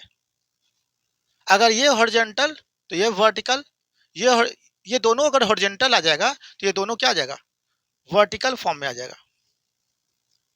कैसे आएगा वो सुनिए। तो जब इसको मिलाऊंगा बाबू, तो इसको मिलाऊंगा तो अब बताइए वन के कोना पे कौन मिल रहा है, वन के कोना पे माइनस मिल रहा है। तो जब ये फोल्ड होगा बाबू तो वन के कोना पर ये माइनस वर्टिकल फॉर्म में आ जाएगा। क्या आ जाएगा, माइनस क्या आ जाएगा, वर्टिकल फॉर्म में। ध्यान दीजिएगा, अगर यहाँ बेस वाला हॉरिजॉन्टल आ गया, बेस वाला क्या आ जाएगा, हॉरिजॉन्टल आ गया, तो उसके अपोजिट वाला क्या आ जाएगा, वर्टिकल आ जाएगा। तो देखिए बेस वाला वन के बेस पे क्रॉस है, थ्री के बेस पे ये है, तो वन के बेस पर क्रॉस आ गया, बाकी राइट साइड वाला जो बचा था पॉइंट भर दिए। तो ये अगर हॉरिजॉन्टल में बाबू तो ये क्या आ जाएगा, वर्टिकल फॉर्म में आ जाएगा। किसमें, वर्टिकल फॉर्म में। आइए वर्टिकल फॉर्म में माइनस यहाँ आएगा कि सर्कल आएगा, ये देखिए कि वन के कोना पे कौन मिला हुआ है, वन के कोना पे माइनस मिला हुआ है, तो वन के कोना पे ही माइनस मिलेगा। इसका मतलब ये माइनस, तो यहाँ बगल वाला क्या जाएगा, सर्कल हो जाएगा। अब बात करते हैं थ्री की। थ्री के बेस पर क्या था, थ्री के बेस पर ये बिंदु था, तो थ्री के बेस पर ये बिंदु आ जाएगा, बाकी राइट साइड में कौन बच गया, मल्टीप्लाई, यानी इस जगह को मल्टीप्लाई भर देगा। अब बताइए थ्री के कोना पर, थ्री के कोना पे कौन है, सर्कल, तो थ्री के कोना पे सर्कल है बाबू, तो थ्री के कोना पे ही ये सर्कल दिखेगा, ये थ्री के कोना पे मिला हुआ सर्कल दिखेगा। तो बचा कौन, माइनस, तो ये वर्टिकल फॉर्म में ही रहेगा। तो ये हॉरिजॉन्टल फॉर्म में रहेगा, तो ये क्या हो जाएगा, वर्टिकल फॉर्म में। और अगर हम इसको हॉरिजॉन्टल फॉर्म में देखेंगे तो इसको वर्टिकल फॉर्म में देखेंगे, अपोजिट में होगा, याद रखिएगा। तो क्लियर हो गया कि सर यहाँ पर अगर मान लीजिए कि क्रॉस है तो इसके ऊपर सर्कल, इसके अपोजिट साइड में क्या हो जाएगा, ये माइनस और ये सर्कल हो जाएगा। तो ये दोनों एक दूसरे का अपोजिट हो जाएगा। अगर सपोज मान के चलिए, जैसे मान के चलिए कि सपोज अगर राइट साइड वाला सरफेस और ये लेफ्ट साइड वाला सरफेस अपोजिट तो है ही, अगर ये अगर आ गया वर्टिकल में तो ये आ जाएगा हॉरिजॉन्टल में, बस इतना याद रखिएगा। अगर ये वर्टिकल हो जाएगा तो ये हॉरिजॉन्टल, ये हॉरिजॉन्टल तो ये वर्टिकल हो जाएगा। क्लियर, तो इसको उतार लीजिए आप। चलिए, तो यहां तक समझ में आ गया। तो अभी ये सिलसिला खत्म नहीं हुआ है, अभी और बाकी है जो आप अब देखेंगे, और सारे ये क्वेश्चन एग्जाम में पूछा हुआ है। तो चलिए अब मैं इस 3D ऑब्जेक्ट यानी इस डाइस को फिर से मैं ओपन करता हूं, तो ये फिर से एक नया रूप ले लिया। तो देखिए ये आपका किस रूप में आया, तो देखिए ये नागिन के रूप में आया, नहीं, देखिए अब नागिन का रूप नहीं माने चलिए, मान चलिए ये एक रूप है, मैं थोड़ा मजाक कर लिया। देखिए यहाँ पर, तो यहाँ पर देखिए ए है, ये बी है, ये सी है, ये डी है, ये ई है, ये एफ है। आप बताओ बाबू, इस 3D ऑब्जेक्ट को आपने 2D ऑब्जेक्ट में कन्वर्ट किया तो देखिए एक नया रूप आ गया, है ना। अब इसमें किसका अपोजिट क्या होगा, आपको पता है कि सर ओपन डाइस में किसी भी सरफेस का अपोजिट सरफेस अल्टरनेट होता है। अल्टरनेट का मतलब जिसका अपोजिट पूछा उसके बगल छोड़ के अगला कोई होगा, और जिस लाइन में सबसे ज्यादा सरफेस होगा पहले हम उसी का अपोजिट निकालेंगे। चलिए, तो अब देखिए बाबू, इस लाइन में कितना सरफेस, दो, और आपको बताया था ना कि अपोजिट सरफेस निकालने के लिए कम से कम एक लाइन में 3 सरफेस होना चाहिए तभी निकलता है। ध्यान दो, तो यहाँ कितना है, 2 है, यहाँ भी कितना है, 2 है, यहाँ भी कितना है, 2 है, यहाँ भी कितना है, 2 है। इसका मतलब समझ में आ गया कि यहाँ पर अल्टरनेट कंसेप्ट नहीं लगेगा। अब देखो बाबू, ए का अपोजिट पूछा, तो ए का अपोजिट बगल वाला छोड़कर अगला होना चाहिए, लेकिन कोई है यहाँ पर, अल्टरनेट कंसेप्ट के अनुसार ए का अपोजिट बगल वाला छोड़कर अगला होना चाहिए, कोई है, नहीं है। तो बताइए इस लाइन पर ए कहाँ है, ऊपर है, तो इसका अपोजिट क्या हो जाएगा, नीचे हो जाएगा। यानी इस लाइन पर ए अगर ऊपर है बाबू तो इसका अपोजिट बगल छोड़ के अगला कोई नहीं है, तो इसका अपोजिट क्या हो जाएगा, नीचे वाला हो जाएगा। तो क्लियर हो गया कि अल्टरनेट कंसेप्ट नहीं लगेगा तो क्रॉस अल्टरनेट का यूज करेंगे। यानी ए का अपोजिट बगल छोड़ के अगला होना चाहिए लेकिन नहीं है, तो ए अगर इस लाइन पे ऊपर है तो इसका अपोजिट नीचे हो जाएगा, यानी कौन हो जाएगा बाबू, डी हो जाएगा। तो यहाँ हम कह सकते हैं कि ए का अपोजिट डी और डी का अपोजिट ए। अब आपसे पूछेगा कि बताइए बाबू बी का अपोजिट क्या होगा, तो बी का अपोजिट बगल वाला छोड़ के अगला कोई है, नहीं है। तो क्लियर हो गया कि बी इसी लाइन पर राइट साइड में है, बी इस लाइन पर राइट साइड में है, तो इसका अपोजिट बगल छोड़ के अगला लेफ्ट साइड में कोई होगा, ठीक है। कौन होगा, लेफ्ट साइड में। तो बी राइट साइड में है, बी राइट साइड में है, तो इसका अपोजिट बगल छोड़ के अगला कोई नहीं है, तो कौन वाला होगा, लेफ्ट साइड वाला होगा। कौन है लेफ्ट साइड में, ई है। तो यहाँ पर बी का अपोजिट क्या हो गया, ई हो गया। अब आपको समझ में आ ही गया सर, चार को अगर निकल ही गया तो सी का अपोजिट क्या हो जाएगा, तो सी का अपोजिट एफ हो जाएगा, लास्ट में जो बचा। लेकिन फिर भी समझ लीजिए सी का अपोजिट एफ कैसे होगा। देखिए सी का अपोजिट बगल में छोड़ के अगला कोई है, नहीं है। तो बताइए इस लाइन पे सी ऊपर है ना, इस लाइन पे सी ऊपर है ना, तो सी का अपोजिट बगल छोड़ के अगला कोई नहीं है, तो इसके नीचे वाला हो जाएगा। यानी कि नीचे कौन है, एफ है, जो मैंने बताया था। तो इसको उतार लीजिए पहले आप। चलिए, तो आपने देखा कि इस 3D ऑब्जेक्ट को अगर मैं 2D ऑब्जेक्ट यानी ओपन डाइस में कन्वर्ट कर रहा है तो इसका कई रूप आया। लेकिन अभी भी इसका सिलसिला जारी है और अभी और देखेंगे कि किसका किसका अपोजिट कैसे निकलेगा। तो चलिए बाबू एक और क्वेश्चन मैं दे रहा हूँ, उसको देखिए। पढ़ो। अब यहाँ पर दिया है बाबू, देखिएगा यहाँ पर दिया है इस तरह का क्वेश्चन। सारा एग्जाम में पूछा हुआ क्वेश्चन है, कोई ऐसा क्वेश्चन मैं नहीं दे रहा हूँ जो एग्जाम में नहीं पूछा है।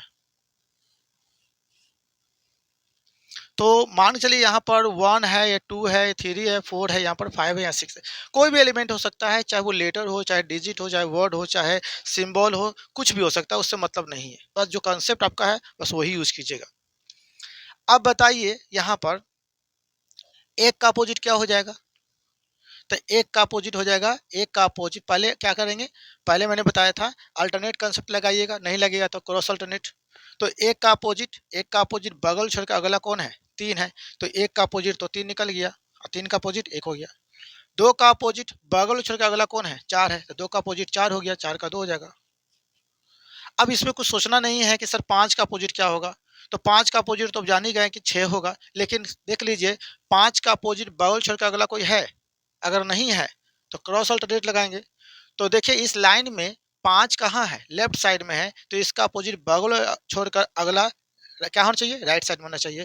तो यानी कि 5 का अपोजिट बगल छोड़ के अगला 6 होगा, यानी ये लेफ्ट में है तो ये राइट में होगा।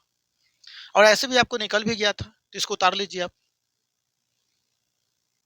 चलिए, तो समझ में आ रहा है? तो देखिए अभी भी 3D ऑब्जेक्ट को अगर 2D ऑब्जेक्ट यानी ओपन डाइस में कन्वर्ट करिएगा तो ये और भी कई रूप लेंगे जो मैं आपको बताने वाला हूँ। तो देखिए बाबू ये इस तरह का रूप लिया हुआ है। देखिए सब मैं क्वेश्चन का कलेक्शन लेकर के आया हूँ, बस आप सिर्फ बताते रहिए कि क्या होगा।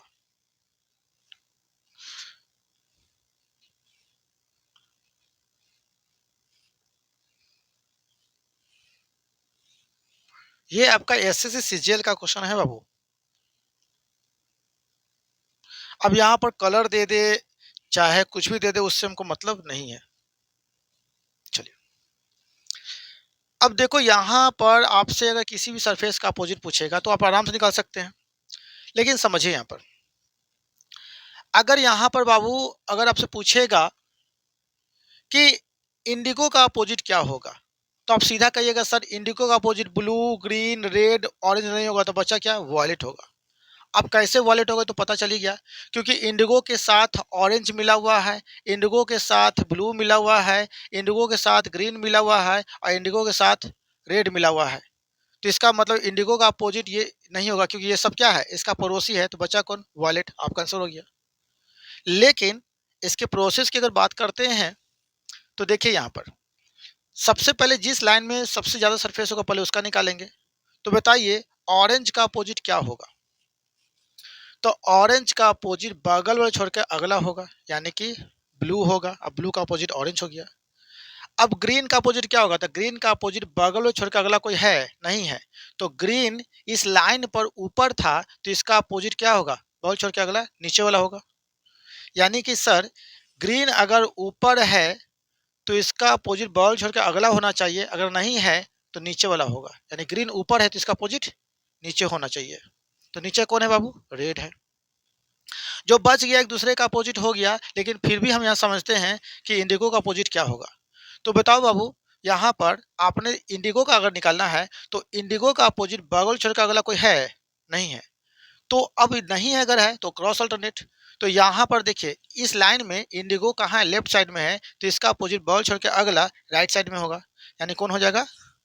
वॉलेट हो जाएगा। कौन हो जाएगा बाबू? वॉलेट हो जाएगा। तो इसको उतार लीजिए। चले यहाँ तक समझ में आया सबको? तो अब मैं आपको बता रहा हूँ कि इस 3D ऑब्जेक्ट को अगर 2D ऑब्जेक्ट यानी ओपन डाइस ओपन करते हैं तो ये कई तरह के रूप लेते हैं। तो मैं अब लास्ट रूप बता रहा हूँ, इसको देखिए। यानी कि इसको ओपन करने के बाद और भी कैसा रूप में आ सकता है वो आपके सामने मैं यहाँ दिखा रहा हूँ। तो देखिए बाबू,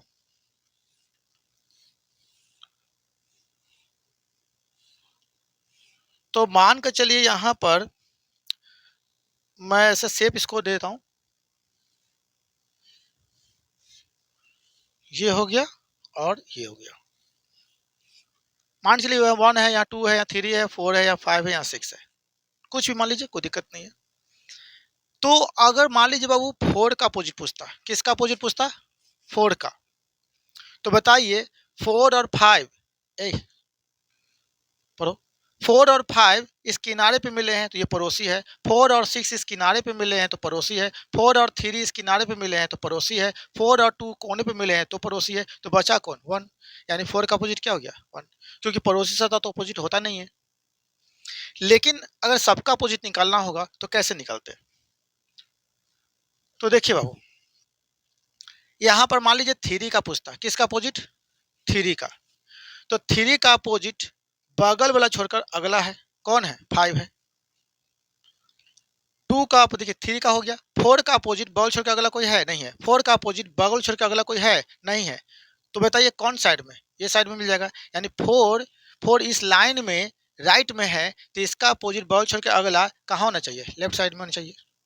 यानी सर 4 का अपोजिट बगल छोड़कर अगला कोई नहीं है, तो 4 अगर राइट साइड में है तो इसका अपोजिट क्या होगा? लेफ्ट साइड में। लेफ्ट साइड में कौन है? 1 हो गया। यानी 4 का अपोजिट 1 हो गया और 1 का अपोजिट 4 हो गया।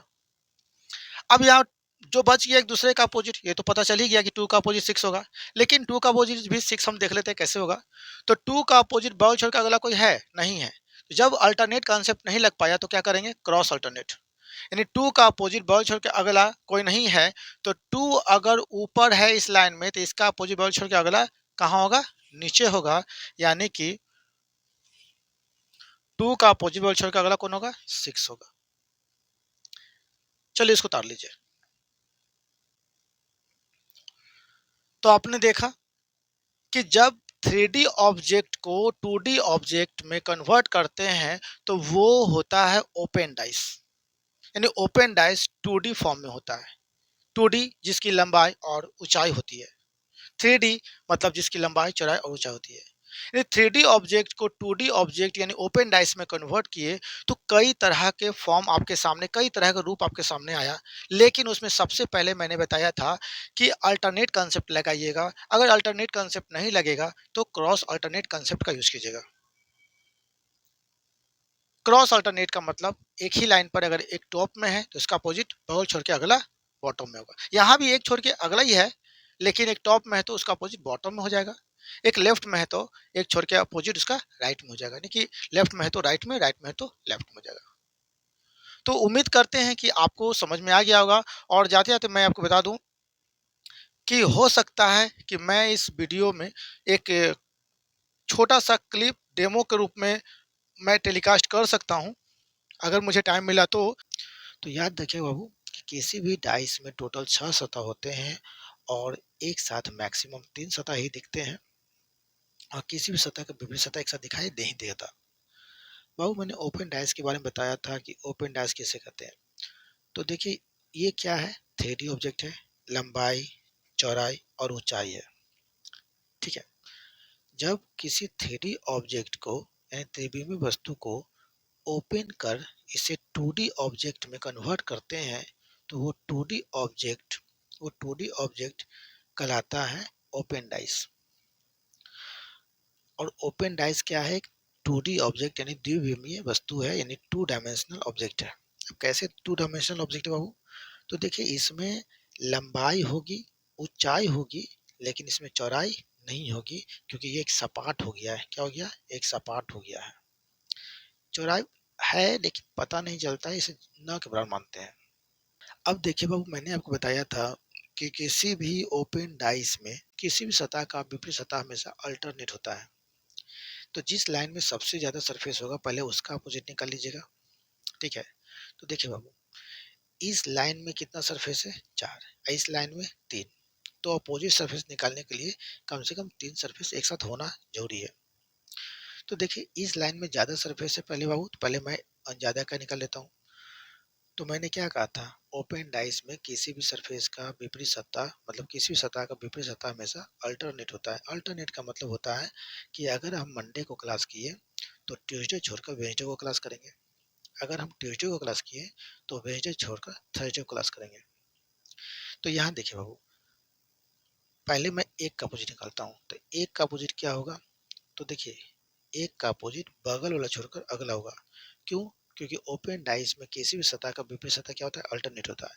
यानी मंडे को क्लास किए तो ट्यूसडे छोड़कर वेडनेसडे क्लास करेंगे। यानी एक का अपोजिट बगल वाला छोड़कर अगला, यानी 6 होगा। चार का अपोजिट बगल वाला छोड़कर अगला होगा। ठीक है, तो एक का 6 हो गया, चार का 3 हो गया। दो का अपोजिट बगल छोड़कर अगला 5 होगा। ठीक है, समझ में आ गया? अब मैं इस डाइस को बाबू जब फोल्ड करूंगा, मतलब फिर से इसे 3D ऑब्जेक्ट में बदलूंगा, तो याद रखिएगा, आपने एक का अपोजिट क्या निकाला था? 6। दो का क्या निकाला था? 5। चार का क्या निकाला था? 3। जब मैं इस 2D ऑब्जेक्ट को पुनः मैं 3D ऑब्जेक्ट में यानी कि डाइस में कन्वर्ट करूंगा बाबू, तो किसी भी सतह का विपरीत सतह कभी एक साथ दिखाई नहीं देगा।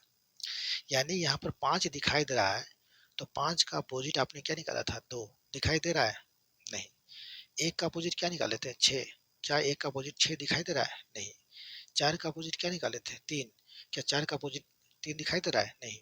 तो याद रखिएगा, जब ओपन डाइस को फोल्ड करिएगा तो किसी भी सतह का विपरीत सतह कभी एक साथ दिखाई नहीं देगा।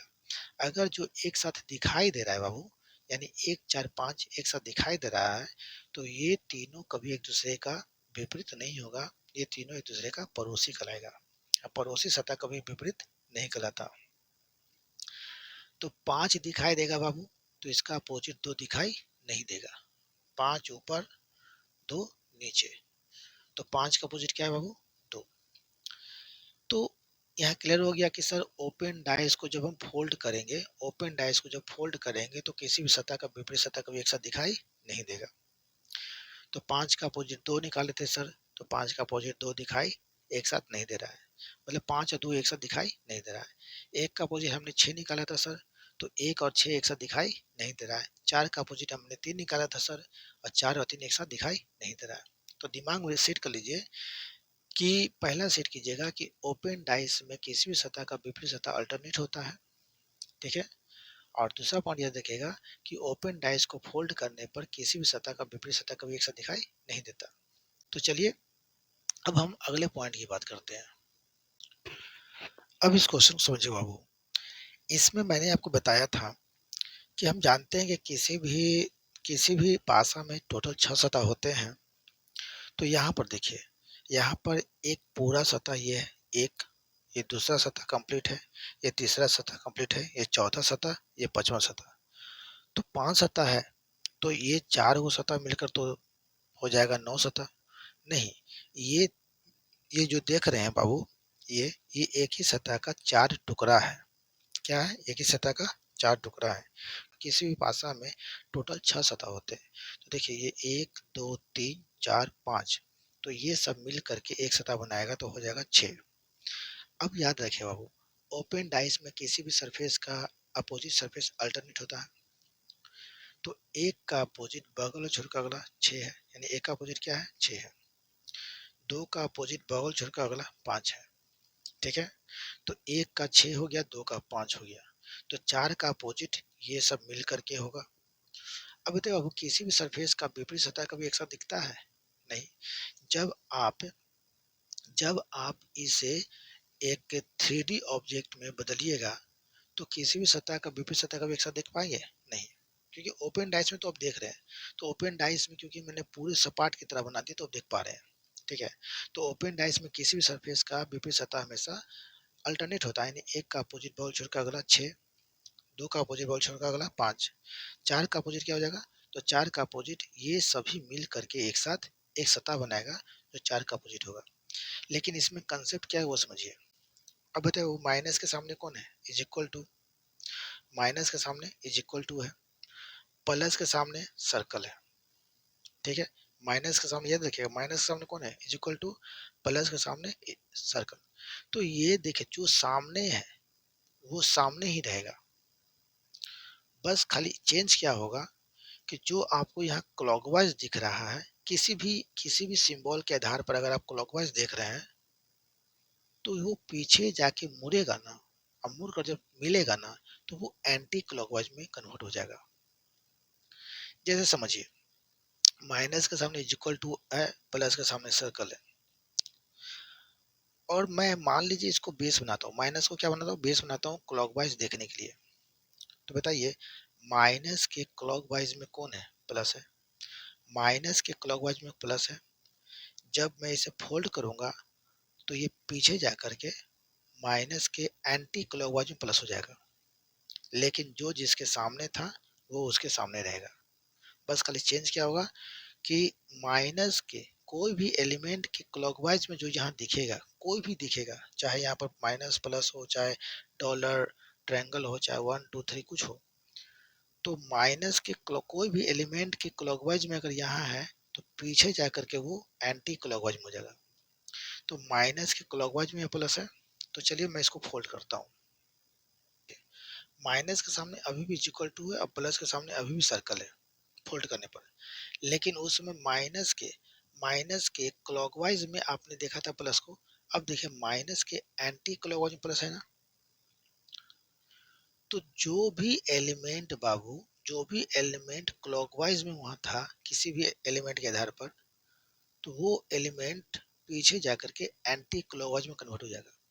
तो उस समय आपने देखा था जब ये ओपन था तो माइनस के क्लॉकवाइज में प्लस था, जब मैंने इसे फोल्ड किया तो पीछे जाकर देखिए माइनस के एंटी क्लॉकवाइज में प्लस हो गया।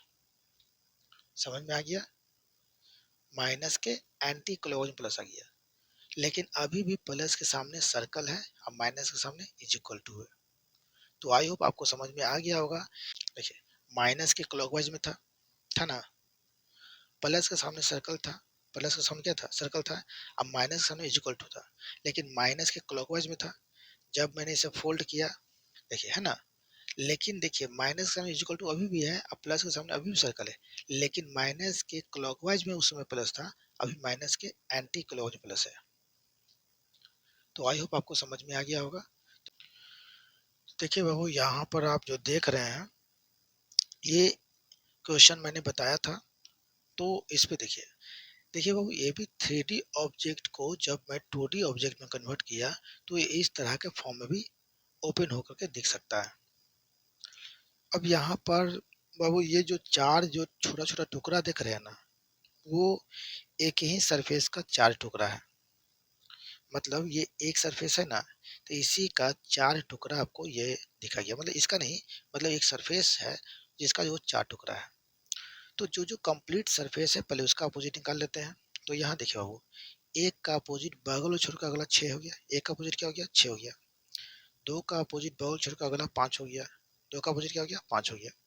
चार का अपोजिट ये सभी को मिलाने के बाद होगा, है ना, यानी एक का अपोजिट 6, दो का अपोजिट 5, तो चार का अपोजिट ये जब सभी को मिलाऊंगा तो उसका अपोजिट होगा।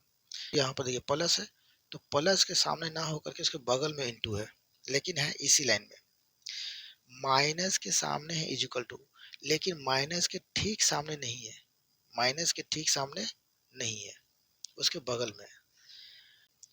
कि किसी भी सिंबल के आधार पर आप देखिएगा तो जो यहाँ पर क्लॉकवाइज दिखेगा वो पीछे जा मिलने के बाद वो एंटी क्लॉकवाइज में हो जाएगा। माइनस के आधार पर प्लस क्या है, क्लॉकवाइज में है। ये बेस, माइनस को बेस बनाकर मैं प्लस को देखता हूँ, तो माइनस के क्लॉकवाइज में यह प्लस है। अब चाहे एलिमेंट यहाँ माइनस हो, ABCD हो, चाहे कलरफुल हो, कुछ भी हो, सब मतलब नहीं है। एक का 6, दो का 5, चार का अपोजिट, ये सब मिलाएंगे तो होगा। लेकिन मैंने माइनस के आधार पर देखा कि माइनस के आधार पर ये क्लॉकवाइज में था, तो बाबू ये पीछे जाकर जब मिलेगा ना तो ये माइनस के एंटी क्लॉकवाइज में प्लस हो जाएगा। देखिए कैसे, जब इसे मैं फोल्ड कर रहा हूँ तो सर माइनस के आधार पर मैंने प्लस को देखा तो क्लॉकवाइज था, लेकिन जब मैं इसे फोल्ड किया तो पीछे जाकर ये माइनस के ये एंटी क्लॉकवाइज में आ गया। माइनस कहीं भी रहेगा बाबू, माइनस अगर यहाँ है तो माइनस के एंटी क्लॉकवाइज में प्लस होगा। मान लीजिए माइनस अगर यहाँ है, देखिए मान लीजिए माइनस अगर यहाँ है तो माइनस के एंटी क्लॉकवाइज प्लस हो जाएगा। कहीं भी मान लीजिए माइनस को, आपको मानने के लिए स्वतंत्र आप है। माइनस अगर यहाँ है तो माइनस के एंटी क्लॉकवाइज प्लस हो गया। माइनस बाबू अगर यहाँ है तो माइनस के एंटी क्लॉक प्लस हो गया। तो आपने देखा था कि माइनस के क्लॉकवाइज में प्लस था, लेकिन जब मैं इसे फोल्ड किया तो माइनस के एंटी क्लॉकवाइज प्लस हो गया। लेकिन अब आइए, कहीं से भी देखिए, माइनस के सामने नहीं उसके बगल में इक्वल टू है, माइनस के सामने नहीं उसके बगल में इक्वल टू है, प्लस के सामने नहीं उसके बगल में इंटू है, प्लस के सामने नहीं उसके बगल इंटू इंटू है। अब देखिए यहाँ पर समझिएगा, ये दोनों देखिए प्लस इंटू, और ये देखिए minus is equal to, minus के एंटी क्लॉज प्लस है ना, तो प्लस के सामने नहीं उसके बगल में मल्टीप्लाई है, माइनस के सामने नहीं उसके बगल में इक्वल टू है। अब मैं इसको थोड़ा फिर से ओपन कर देता हूँ ताकि आपको बने से और समझ में आ जाए। देखिए बाबू, यही था ना, माइनस के क्लॉकवाइज में प्लस था, माइनस के क्लॉकवाइज में प्लस था। अब प्लस के सामने नहीं उसके बगल में मल्टीप्लाई था, माइनस के सामने नहीं उसके बगल में इक्वल टू था। लेकिन माइनस के क्लॉकवाइज में ना प्लस था। जब मैं इसे फोल्ड किया बाबू, जब मैं इसे फोल्ड किया तो बताओ, माइनस के माइनस के माइनस के देखिए, तो समझिएगा मैंने से, माइनस के एंटी क्लॉकवाइज चल गया ना प्लस। तो याद रखिएगा कि जब ओपन डाइस में जो भी टुकड़ा किसी भी टुकड़े के क्लॉकवाइज में था, वो पीछे मुड़ने के बाद वो टुकड़ा उस दूसरे टुकड़ा के रिस्पेक्ट में एंटी क्लॉकवाइज हो जाएगा। तो वहां पर देखा माइनस के क्लॉकवाइज में प्लस था, लेकिन यहाँ देखिए माइनस के क्लॉकवाइज में प्लस है नहीं ना, माइनस के एंटी क्लॉकवाइज प्लस हो गया। अब प्लस के सामने नहीं बगल में इंटू है, कहीं से देख लीजिए, प्लस के सामने नहीं उसके बगल में इंटू है, माइनस के सामने नहीं उसके बगल में इक्वल टू है, या माइनस के सामने नहीं उसके बगल में इक्वल टू है। तो समझ में आ गया। तो चलिए आपके सामने अगला क्वेश्चन आया है। तो मैंने आपको इसमें कंसेप्ट क्या दिया था, मैंने कहा था कि जिस लाइन में सबसे ज्यादा सरफेस होगा पहले उसका अपोजिट निकाल लीजिएगा। अब देखिए बाबू, इस लाइन में 4 सरफेस है, ठीक है, यहाँ 2 है, यहाँ 2 है। तो आप जानते हैं ना कि किसी भी डाइस में टोटल 6 सतह होते हैं। तो देखिए, 1 2 3 4 सतह हो गया, तो 5 6 7 8 सतह होता है क्या? नहीं ना। तो सर हम जानते हैं कि डाइस में टोटल 6 सतह होते हैं। तो देखिए बाबू, ये कंप्लीट सतह है, मतलब ये पूरा सतह, इसमें कोई काट कूट नहीं है। तो मतलब जो कंप्लीट है पहले उसका अपोजिट निकाल लेते हैं। तो बताइए, एक का अपोजिट बगल वाला छोर का अगला होगा, यानी एक का अपोजिट 6 हो गया, और 4 का अपोजिट बगल वाला छोर का अगला होगा, यानी 3 हो गया। तो एक का 6, 4 का 3, क्लियर हो गया। एक का 6 और 4 का 3 अपोजिट। और ये है लेफ्ट साइड और ये है राइट साइड। तो ये दोनों मिलकर एक सरफेस बनाएगा, और ये दोनों मिलकर एक सरफेस बनाएगा। 4 सरफेस और ये दोनों मिलकर 5, ये दोनों मिलकर 6 सतह। मैंने कहा था कि यहाँ पर, यहाँ समझिएगा मैं क्या बोला था, उसमें समझाया था कि देखिए, ये एक का ये बेस पर, ये क्या है बेस, ये क्या है बाबू बेस। तो बेस पर क्या है प्लस है, और 6 के बेस पर क्या है इज इक्वल टू है। तो मैंने कहा था कि जब मैं इसे फोल्ड करूंगा, जब मैं इसे फोल्ड करूंगा तो एक अगर सामने है तो एक के बेस पर ही प्लस रहेगा, इसका यहाँ वाले का भरपाई यही साइड वाला करेगा। तो अगर मैं एक को सामने रखूंगा बाबू, तो एक के बेस पर ही ये हॉरिजेंटल में प्लस रहेगा, हॉरिजेंटल वे में ऐसे ऐसे रहेगा प्लस, और बाकी आधा पार्ट को ये कवर कर देगा। अगर 6 सामने रहेगा तो 6 के बेस पर इज इक्वल टू रहेगा, और बाकी खाली पार्ट को ये प्लस भरपाई कर देगा। क्यों? क्योंकि ये दोनों मिलकर ही एक सतह बनाएगा। तो इसको जरूरत पड़ेगा तो प्लस आ जाएगा, इसको जरूरत पड़ेगा तो इज इक्वल टू आ जाएगा। लेकिन एक के बेस पर कौन आएगा प्लस, और 6 के बेस पर इज इक्वल टू। तो ये हॉरिजेंटल और ये हॉरिजेंटल। लेकिन इसके राइट साइड वाले का जो अपोजिट है बाबू, राइट साइड वाले का जो अपोजिट सरफेस, ये दोनों मिलकर जो बनेगा एक सरफेस, ये राइट का क्या है, अपोजिट है। तो अगर ये हॉरिजेंटल रहेगा बाबू, फोल्ड करने पर ये हॉरिजेंटल में आएगा, तो याद रखेगा ये वर्टिकल हो जाएगा। क्या हो जाएगा, वर्टिकल। अब खाली सरफेस को, इसके खाली सरफेस को ये मल्टीप्लाई भरेगा और इसके खाली सरफेस को माइनस भरेगा। क्यों, क्योंकि ये पूरा सरफेस है ना बचा हुआ है यहाँ पर, तो इसको कौन भरेगा, माइनस, या माइनस वाले को मल्टीप्लाई। तो अगर ये हॉरिजेंटल तो ये वर्टिकल हो जाएगा, अगर ये हॉरिजेंटल हो गया तो ये वर्टिकल हो जाएगा, याद रखिए। अब देखिए मैं फोल्ड कर रहा हूँ, देखिए बाबू समझिएगा, मैं इसे फोल्ड कर रहा हूँ। अब देखिए बाबू, यहाँ पर मैंने, देखिए समझिएगा,